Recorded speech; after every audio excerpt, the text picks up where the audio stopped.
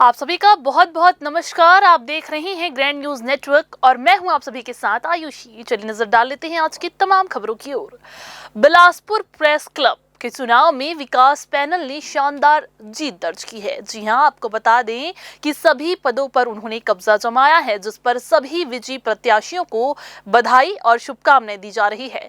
विजयी प्रत्याशियों में अध्यक्ष अजीत मिश्रा, उपाध्यक्ष विजय क्रांति तिवारी, सचिव संदीप करिहार, सह सचिव हरिकिशन गंगवानी, कोषाध्यक्ष किशोर सिंह और कार्यकारिणी सदस्य कैलाश यादव शामिल है। नवनिर्वाचित अध्यक्ष अजीत मिश्रा ने जीत के बाद ये कहा कि ये नैतिकता और सत्य की लड़ाई थी जो पिछले 2 महीनों से चल रही थी और इसमें सभी मतदाताओं ने एकजुट होकर सहयोग दिया है। उन्होंने आरोप लगाया कि पूर्व में हुए चुनाव के दौरान गुपचुप तरीके से कई सदस्यों को सदस्यता दी गई थी, जिसका लगातार विरोध किया गया और आज उसी सत्यता की जीत हुई है। अजीत मिश्रा ने भरोसा दिलाया है कि आने वाले समय में प्रेस क्लब की गरिमा को और ऊंचा किया जाएगा और पत्रकारों के हित में पूरी निष्ठा के साथ काम किया जाएगा। वहीं पूर्व अध्यक्ष तिलक राज सलूजा ने भी इसे सत्य की जीत बताते हुए कहा कि सभी साथियों ने दिल से समर्थन दिया है। सचिव पद पर निर्वाचित संदीप करिहार ने भी सभी पत्रकार साथियों का आभार व्यक्त करते हुए ये कहा कि नई कार्यकारिणी सबको साथ लेकर प्रेस क्लब को नई दिशा देने का प्रयास करेगी। ये जो लड़ाई थी ये नैतिक मूल्यों की लड़ाई थी और आज जो जीत हुई है वो नैतिकता की जीत हुई है और सत्य की जीत हुई है और इस जीत के पीछे पूरी टीम हमारी उसका श्रेय जाता है और प्रेस क्लब के जागरूक मतदाताओं का जाता है। ये वही लोग हैं जो कुछ ऐसे लोगों का नाम जोड़े थे गुपचुप तरीके से, वो लड़ाई चली थी 2 महीना पहले और आज उसकी जीत हुई है।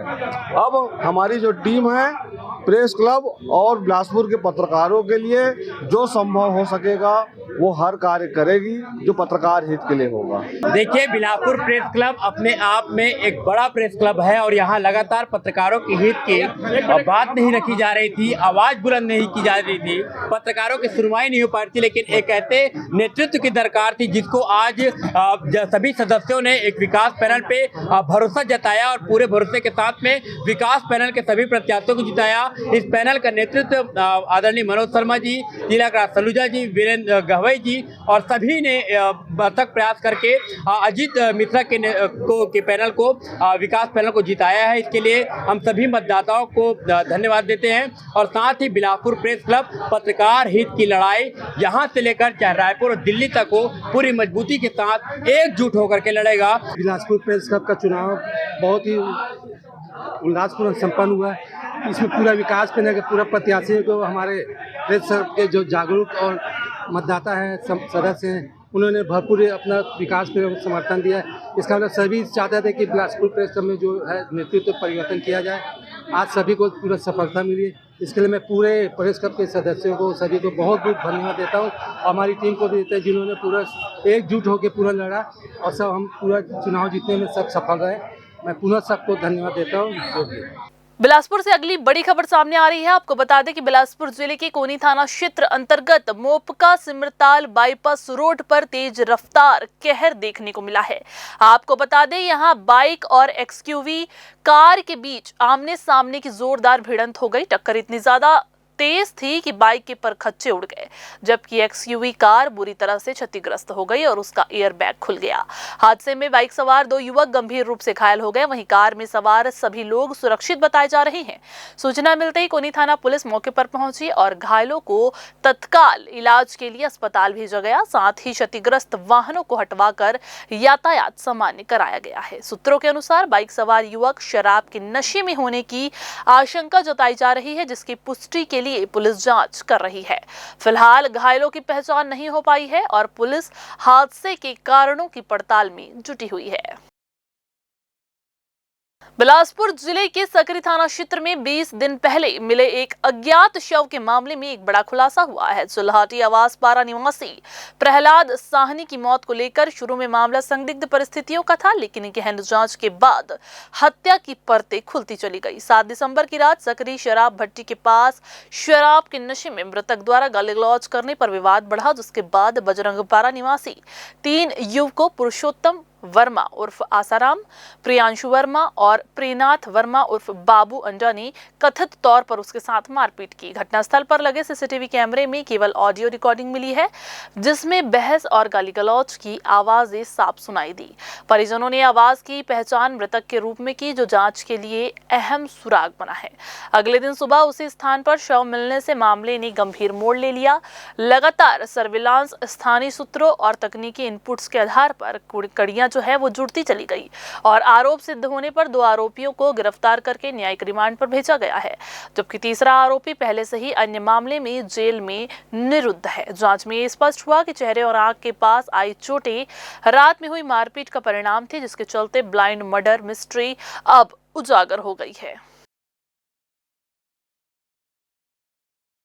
इधर बिलासपुर के सिविल लाइन थाना क्षेत्र में सार्वजनिक शांति भंग करने वालों के खिलाफ सख्त रुख अपनाते हुए विशेष अभियान चलाया गया। आप सभी को बता दें कि लगातार मिल रही शिकायतों के बाद तालापारा और मगरपारा इलाके में उन स्थानों को चिन्हांकित कर एकाएक दबिश दी गई, जहां अड्डेबाजी, खुलेआम शराब सेवन और संदिग्ध गतिविधियों की शिकायतें सामने आ रही थी। कार्रवाई के दौरान पुलिस को देखते ही मौके पर मौजूद असामाजिक तत्व और बदमाश इधर उधर भागने लगे, जिन्हें खदेड़ कर क्षेत्र खाली कराया गया। इस दौरान सार्वजनिक स्थान पर शराब का सेवन करते पाए गए 5 व्यक्तियों के खिलाफ आबकारी अधिनियम के तहत कार्रवाई की गई है, जबकि संदिग्ध अवस्था में घूमते मिले 16 लोगों पर प्रतिबंधात्मक धाराओं में कार्रवाई की गई है। इधर बिलासपुर से लौटते समय सेंदरी के आगे उस वक्त अफरा तफरी मच गई जब एक चलती स्कॉर्पियो कार में अचानक से भीषण आग लग गई। आग की लपटें उठते ही चालक ने तुरंत वाहन को सड़क किनारे रोका और सूझबूझ दिखाते हुए कार में सवार सभी 5 लोगों को सुरक्षित बाहर निकाल लिया गया है। कुछ ही पलों में आग ने पूरी गाड़ी को अपनी चपेट में ले लिया और स्कॉर्पियो जलकर पूरी तरह से खाक हो गई। आप सभी को बता दें कि कार सवार सभी लोग मध्य प्रदेश के कोतमा अनूपपुर के निवासी बताए जा रहे हैं। घटना की सूचना मिलते ही पुलिस मौके पर पहुंची। प्रारंभिक तौर पर आग लगने का कारण शॉर्ट सर्किट माना जा रहा है। ये पूरा मामला कोनी थाना क्षेत्र का है। बिलासपुर जिले के सरकारी प्राइमरी और मिडिल स्कूलों के विद्यार्थियों के लिए एक अहम खबर है। जिले में अर्धवार्षिक परीक्षा की तारीखों का ऐलान कर दिया गया है।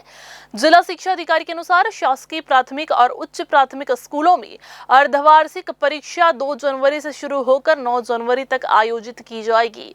दरअसल शैक्षणिक कैलेंडर के मुताबिक ये परीक्षा दिसंबर के दूसरे सप्ताह में होनी थी, लेकिन शिक्षकों की ड्यूटी, विशेष मतदाता सूची पुनरीक्षण यानी कि BLO कार्य में लगने के कारण परीक्षा को अब आगे बढ़ाना पड़ा है। अब सभी स्कूलों में तय कार्यक्रम के अनुसार परीक्षाएं होंगी। इस बार परीक्षा के लिए प्रदेश स्तर से प्रश्न पत्र जारी किए जाएंगे, जिनका उत्तर छात्र छात्राएं अपनी उत्तर पुस्तिकाओं में लिखेंगे। परीक्षा संपन्न होने के बाद मूल्यांकन कार्य स्कूल स्तर पर ही किया जाएगा और परिणाम नियमानुसार घोषित किए जाएंगे। प्राइमरी स्कूल यानी कक्षा 1 से 5वीं तक की परीक्षा 6 जनवरी से 9 जनवरी तक सुबह 11 बजे से दोपहर 1 बजे तक होंगी। वहीं मिडिल स्कूल की कक्षा 6वीं से 8वीं तक की परीक्षा 2 जनवरी से 9 जनवरी तक सुबह 11 बजे से दोपहर 2 बजे तक आयोजित की जाएगी। जिला शिक्षा विभाग ने सभी स्कूलों को समय सारणी का सख्ती से पालन करने के निर्देश दिए हैं, ताकि परीक्षा सुचारू और पारदर्शी ढंग से संपन्न हो सके। बिलासपुर संभाग से शिक्षा विभाग को लेकर बड़ी और सख्त कार्रवाई की खबर सामने आई है। युक्तियुक्तकरण के बाद स्कूलों में ज्वाइन नहीं करने वाले 100 से अधिक शिक्षकों पर गाज गिर गई है।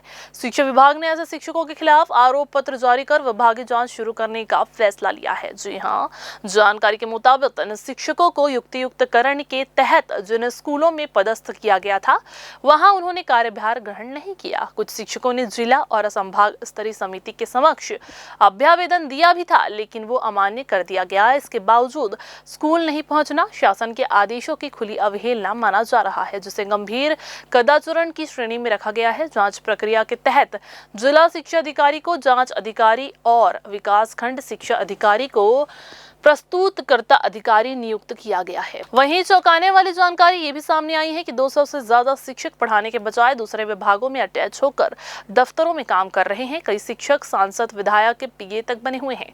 कलेक्टर ने सभी अटैचमेंट तत्काल खत्म करने के आदेश दिए हैं। शासन ने साफ कहा है कि आदेशों की अनदेखी करने वाले अधिकारियों पर भी सख्त कार्रवाई होगी। नए मुख्य सचिव विकासशील के निर्देश पर ये कदम सुशासन और शिक्षा व्यवस्था सुधारने की दिशा में एक बड़ा कदम माना जा रहा है। इधर तखतपुर थाना क्षेत्र से जुड़े ग्राम बरेला में जमीन विवाद ने खौफनाक रूप ले लिया, जहां 21 वर्षीय युवक राजकुमार धुरी का दिन दहाड़े अपहरण कर उसकी बेरहमी से हत्या कर दी गई। मामला 26 दिसंबर का है, जब राजकुमार धुरी पंजाब नेशनल बैंक बरेला में बैंक के काम से पहुंचा था। इसी दौरान पुराने जमीन विवाद को लेकर आरोपियों ने उसे बैंक परिसर से जबरन कार में बैठाया और सुनसान जगह ले जा करके जमकर मारपीट की। गंभीर चोटों के चलते राजकुमार की मौत हो गई। आरोपी मृतक को उसी कार से वापस लाकर उसके घर के पास फेंक कर फरार हो गए। परिजन उसे अस्पताल लेकर पहुंचे, जहां डॉक्टरों ने उसे मृत घोषित कर दिया। जांच में सामने ये आया है कि घटना से पहले भी जमीन को लेकर ही लगातार विवाद और धमकियां दी जा रही थी। मामले में संतोष कुमार साहू, पोमेश साहू, सोनूराम साहू, उत्तम साहू और समीर कोसले को गिरफ्तार करके जेल में भेज दिया गया है, जबकि एक अन्य आरोपी अभी भी फरार है। घटना में इस्तेमाल की गई कार, मोटरसाइकिल और स्कूटी भी जब्त की गई है। फरार आरोपी की फिलहाल तलाश की जा रही है। तो ये थी आज की बुलेटिन की तमाम खबरें। अगली बुलेटिन में फिर होगी आपसे मुलाकात। तब तक के लिए पूरी टीम के साथ मुझे दीजिए इजाजत। नमस्कार।